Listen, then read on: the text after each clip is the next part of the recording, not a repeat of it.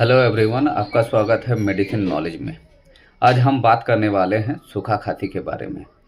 After Covid के बाद सभी इंसानों का सूखा खांसी बहुत ज़्यादा हो रहा है। इसके लिए हम आपको दे सकते हैं Ascoril D plus. Ascoril D plus में है डेक्स्ट्रोमिथर्पेन, फिनाइल एफ्रिन एंड CPM। इसमें है डेक्स्ट्रोमेथ्रिन 10 mg एंड फिनाइल एफ्रिन है 5 mg, 5 ml एंड CPM है 2 mg। ये सूखा खांसी के लिए बहुत ही अच्छा ज़बरदस्त मेडिसिन है और इसका जो MRP है ये है 154 रुपया 50 पैसा।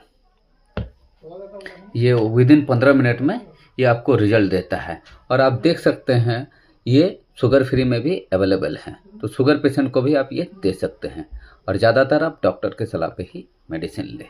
Thank you.